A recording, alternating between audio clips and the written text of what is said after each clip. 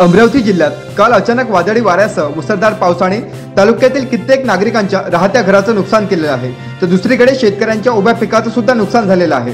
व त्याच पार्श्वभूमीवर विद्यमान खासदार नवनीत राणा यांनी आपला लोकसभेचा प्रचार थांबवत नुकसानग्रस्त गोरगरीब नागरिकांच्या घराची पाहणी केलेली आहे व नुकसानग्रस्त गोरगरिबांना शासनाकडून योग्य ती भरपाई करून मिळेल असं आश्वासन सुद्धा यावेळी खासदार नवनीत राणा यांनी नुकसानग्रस्तांना दिलेलं आहे। एकीकडे सर्व नेते मंडळी आपल्या प्रचारात मग्न असताना खासदार नवनीत राणा या गोरगरीब नागरिकांच्या नुकसानाची पाहणी करत आहेत, त्यामुळे आता संपूर्ण जिल्ह्यात नवनीत राणांच्या नावाचं वारं वाहू लागलेलं आहे।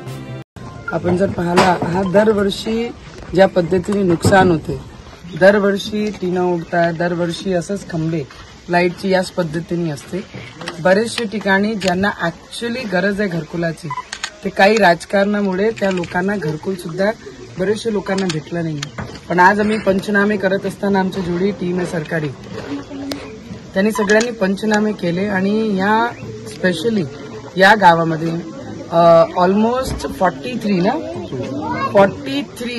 40 पेक्षा जास्त घरांचे आणि त्याच्यामध्ये 23 घरं असे आहेत जे बेघर झालेले आहेत। त्याचे पंचनामे सुद्धा केलेले आहेत आणि येणाऱ्या काळामध्ये त्यांना कशा घरकुल देता येईल, ज्यांना घरकुलची आवश्यकता आहे त्याच्यासाठी सुद्धा आपण कलेक्टर सोबत बोललो आहे आणि सरकारमध्ये आमचे सीएम साहेबांना आणि डिप्टी सीएम साहेबांना ते सुद्धा आम्ही विनंती केली आहे की शेतामध्ये चांदूर बाजारमध्ये जेव्हा गारपीट झाली त्या दिवशी, तर त्यावेळी शेताची खूप मोठ्या प्रमाणात ते सुद्धा नुकसान झालंय। त्या शेतकऱ्यांना सुद्धा आपण मदत जाहीर करा।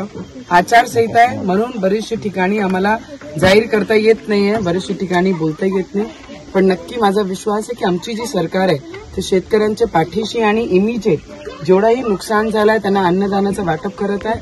त्यांना जेही सरकारकडनं जे पैशाची मदत होत आहे इमिजिएटली टीम वरती परत लावण्यासाठी ती सुद्धा मदतीचा आवाज तहसीलदारांनी पाठवलाय।